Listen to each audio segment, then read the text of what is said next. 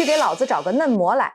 这句话出自广东前模范市长，也是广东史上最好色的市长。他在6年间开房记录高达300多次，与专业小姐切磋武艺更是数不清。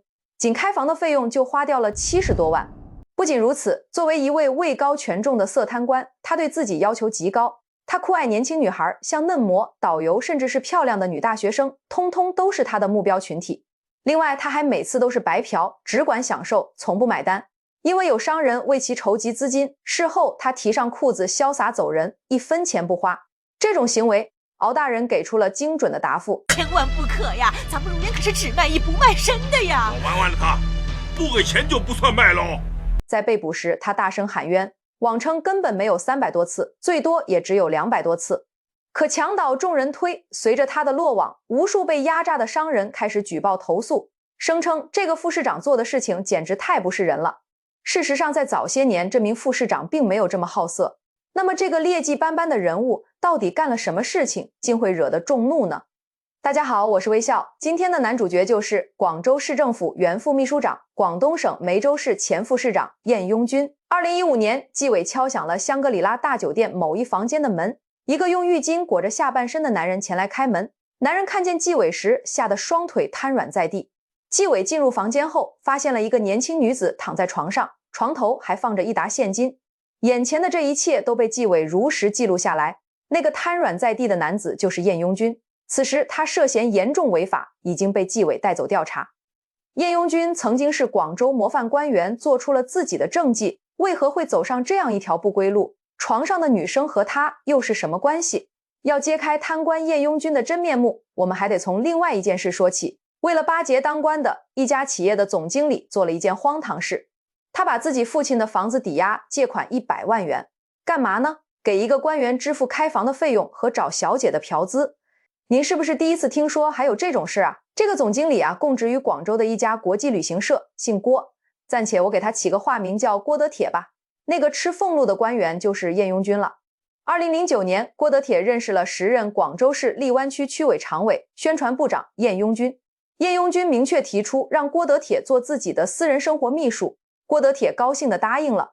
此后的6年间，郭德铁主要解决晏雍君的日常花费，吃饭、喝酒、赌博、嫖娼等事情。其中啊，在广州威斯汀等酒店安排赌博开房300多次，同时有嫖娼的200多次。给普通小姐的费用是一次3000元，素质好一点的一次5000元。他们所说的素质好，我不知道是哪方面，我也完全不懂。你们应该都比我懂一些，可以在评论区告诉我一下。郭德铁回忆，这些女的大多是模特、导游或者是在校的女大学生。有时候啊，晏雍君还会要2位同时给他服务。郭德铁说，他最后一次为晏雍君安排嫖娼是在2015年的4月。晏雍君出差住在成都香格里拉，先后叫了2个女的。根据疑点利益归于被告人的原则，一审法院从低认定晏雍君的嫖娼次数是200多次，每次嫖资按3000元算，共计70万元。那这笔钱算什么性质的钱呢？辩护律师认为，晏雍君接受郭德铁安排的垫资嫖娼应作为违纪处理，不应该视为犯罪。而公诉人则认为，晏雍君接受性贿赂70万元应该属于财产性利益，依法应认定为受贿。法庭采纳了公诉人的意见。您可能纳闷了，郭德铁傻呀，把他爹的房子抵押了，给晏雍君付钱干那种事儿。其实郭德铁聪明着呢，他投资的是晏雍君手上的权利，心里啊早已经算好了投入产出比。门清晏雍君出事前，在旅游活动、游船项目、青鱼工程等方面可没少让郭德铁挣了钱。2014年，晏雍君当上荔湾区的区长，更是把一个大型停车场无偿给了郭德铁。但是郭德铁还是押错了宝。你想，沉迷酒色、爱好赌博的晏雍君，他怎么可能走长远呢？关于他们俩的具体事迹，我后面再详细讲解。2015年的4月，已经升任广州市政府副秘书长的晏雍君被立案调查，最终他因为受贿了93.7万元，其中嫖资就占了将近70万，贪污20多万，被判了6年半的有期徒刑。郭德铁也因为行贿被判了刑。晏雍君做了这么多荒唐事，怎么能做好一方父母官呢？可大家不知道的是，晏雍君曾经是个有志青年，甚至是当地的模范官员，在任期间可是实打实的做出了业绩。晏雍君出生于1971年，是湖南湘阴人，他的父母是普通的职工。父母的文化程度虽然不高，但他们对孩子的教育十分看重，即使是四处借钱砸锅卖铁，也要将晏雍君送去读书。而晏雍君自身也不是一个草包，他相信普通人只有读书才能改变自己的命运，所以他每天都在努力读书，扩充自己的知识储备。1989年大专毕业后，18岁的晏雍君被分配到广州文冲船厂工作。在那个年代，能拥有一份稳定的工作已经实属不易，父母对此也十分骄傲。但晏雍君对这份工作并不满意，他渴望走上更高的位置，创造更大的成就。他对自我的认知非常清晰，对自己的个人能力十分自信，但他只是一个大专学历，无论如何挣扎，他也爬不上高层。所以工作之余，他都将精力花在了学习上。如果当日的学习时间不够，他还会减少睡眠时间，熬夜看书。经过几年的努力之后，晏雍君顺利拿到了硕士学位，而上级也注意到了这位不甘平凡的年轻人。2008年将他提到了荔湾区宣传部部长的职位，而晏雍君也没有辜负上级的信任，做出了很多出色的成绩。在他就任期间，广州经常发生下水道堵塞和居民街道严重积水的问题，部分地势低平的住宅还会被这些积水淹没，严重影响了当地居民的日常生活。政府官员们早就想解决这个问题，但尝试了很多种办法，都没有丝毫成效。就在大家苦恼不已的时候，晏雍君想出了一个妙计，将河涌上的违法建筑全部拆除，同时改善了下水道堵塞和街道污水无法正常排放的问题。这个方法就是有名的揭盖复涌。这个方法提出之后，得到了大家的肯定和支持，初次施行就有了很大的成效。在这之后，晏雍君还加强了荔枝湾的监管力度，大大改善了荔枝湾的环境问题，将它打造成广州著名旅游景点之一。晏雍君解决了广州人民心中的大难题，成为了人人称赞的好官。而这一次壮举也再次让晏雍君得到上级的重用，在2012年成为了广州荔湾区人民政府区长。之后1年多的时间，他又被升为了梅州副市长。他手中的权力越来越大，大家都在期待他做出下一个利民的壮举。可在2015年的时候，晏雍君却被抓了。这个消息传出之后，引起了广州市民的轰动，大家都不相信心中的父母官会做出违法犯罪的事情。晏雍君的父母一直希望他长大后能成为一个为国家奉献自己的英雄，若是进入了官场，也希望他能够成为一个心系百姓的父母官，所以才给他取名晏雍君。而晏雍君在进入官场之初，一直将父母的教导放在心上，每天抽空到基层考察，关注民生，以帮助百姓为己任。可官场是一个充满了名利与金钱诱惑的地方，在他身居高位之后，经常有人想用金钱收买他。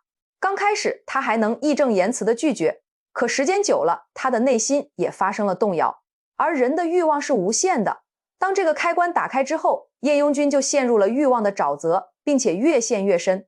揭盖复涌项目的成功，让晏雍君这个名字响彻广州市，现在已经是荔湾区的副书记和区长了。坐上这个位置的晏雍君，自然逃离不了饭局宴会。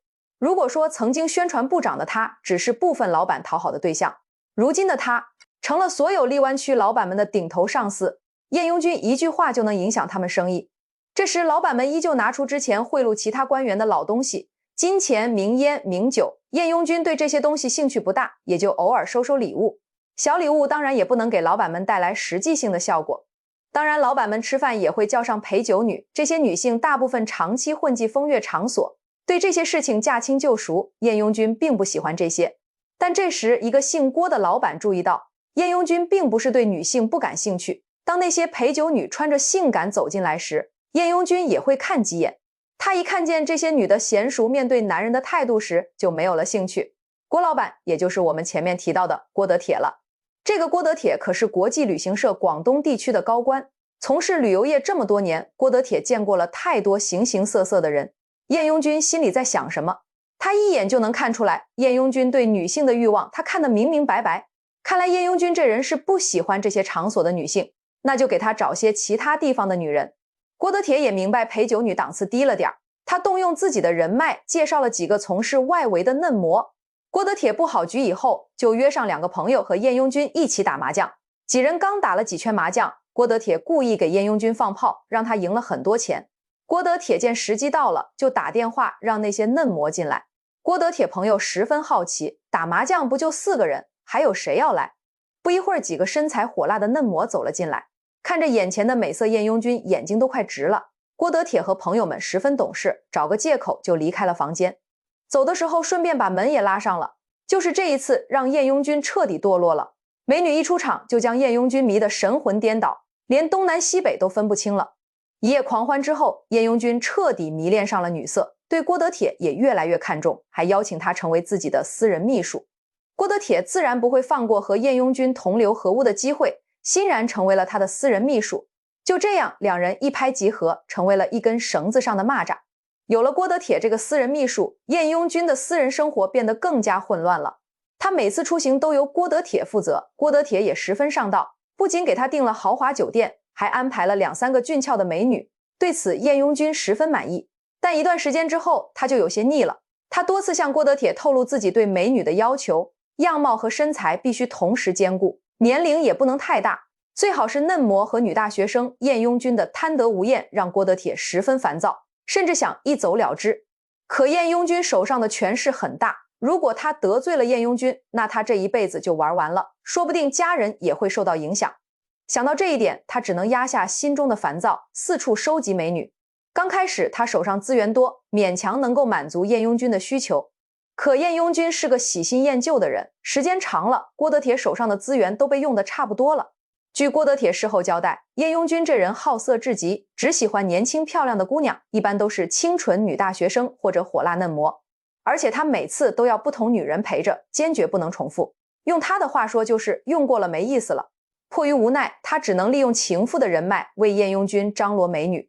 收集美女还是其次，最让郭德铁头疼的是晏雍君从来不付钱。豪华酒店一晚上的价格就在2000左右，而美女们的辛苦费也基本在5000左右，再加上吃饭娱乐，晏雍君一晚上的花销就高达1万。但晏雍君只管享受，付钱的每次都是郭德铁。短短6年的时间，他就垫付了近70万。郭德铁再怎么说也是一个生意人，他也担心晏雍君哪一天不管他或者不给他任何好处，所以从一开始他就将晏雍君贪污的日期、次数和金额都记录在笔记本里。如果晏雍君出事了，他也能靠这本证据减轻法律对自己的处罚。后来事实证明，这个笔记本还真起到了重要作用。在郭德铁的纵容下，晏雍君心中的欲望被无限放大，贪污的次数越来越多，金额也越来越大。2010年，晏雍君成为了史料陈列馆设计和修缮的管理人。为官多年，他自然知道这个项目的油水很多，正所谓肥水不流外人田，所以第一时间他就将这个消息告知了郭德铁。两人四处寻找适合的盟友，经过一番细心的对比之后，他们决定与刘一手合作。刘一手对晏雍君有所耳闻，知道这个人贪财好色，所以第一次见面就给晏雍君送了装有10万的红包，而这还只是茶水费。之后刘一手又多次给晏雍君送了10几万的红包。这次合作之后，刘一手也成为了晏雍君的提款机，只要晏雍君提出了要求，刘一手就会全力满足。晏雍君经常和刘一手说自己身体不好，因为长期坐办公室，身体老是腰酸背痛。刘一手也不是傻子，知道晏雍君这番话是什么意思，所以立刻为他办理了一张按摩店的会员卡，邀请他去店里享受服务。除了郭德铁和刘一手2个提款机，经常会有房地产商人主动为晏雍君送钱，单次红包金额至少在20万以上。曾经一位房地产商人接下了一个工程项目，可在办理证件上老是出现问题，无法通过政府的审核。于是他带着50万红包找到了晏雍君，说了他很多好话，有钱送上门，晏雍君自然不会介意了，果断收下了这个红包。商人回家之后，就有人通知他工程已经通过审核了，明天就可以动工了。晏雍君以为自己能够潇洒一辈子，却没想到会被一个大官连累。晏雍君能够在42岁的年纪成为梅州副市长，除了个人能力强以外，还归功于他背后的靠山万庆良。万庆良的家境也非常普通，他是家中的老二，有一个大自己8岁的姐姐。在他9岁时，父母便外出打工，他成为了留守儿童，姐姐则撑起了家中的大小事务，每天辛苦务农供他上学。好在万庆良没有让姐姐的辛苦白费，各科学习成绩优秀，高考后进入嘉应师范专科学院学习。因为个人能力出色，万庆良毕业后便被任命为嘉应师专中文系团总支书记。虽然得到了一份不错的工作，但他一直努力提升自己。经过37年的拼搏，他成功坐上了广州市委书记的位置。可金钱对人的吸引力实在太大了，万庆良在幼年时期便过够了穷苦的日子，自然渴望自己能够出人头地，过上富豪般的生活。在攻读硕士期间，他结识了创宏集团的董事长黄宏明，两人在金钱上有着同等的追求，所以认识没多久便勾结在了一起。万庆良任期期间，黄宏明拿到了很多工程项目，赚得盆满钵满，而万庆良也得到不少好处。黄宏明还是当地有名的恶霸，喜欢低价收购房子和地皮，如果有市民不肯在转让书上签字，他便叫来打手用武力让市民服软。当地市民多次报警，可第二天黄宏明一点事都没有，继续大摇大摆地欺负市民。他之所以如此无法无天，就是因为背后有万庆良等人的撑腰，就算闹出人命了，也有人出面解决。市民心中虽然不满，但也没有办法，只能忍痛吃下这个亏。万庆良在日常生活中也非常的奢靡，住的房子是130平左右的豪华住宅，吃的是山珍海味，偶尔娱乐也只去高端消费场所。此外，他在外面包养了一个美艳情妇，两人还生下了私生子。2014年6月，万庆良因为严重违纪违法被中央逮捕和调查，没多久中央就公布了调查结果。万庆良在任职期间以权谋私，贪污赃款1亿1125万，因为情节严重，最后被判处无期徒刑，一辈子都要在监狱里反省自己犯下的错误。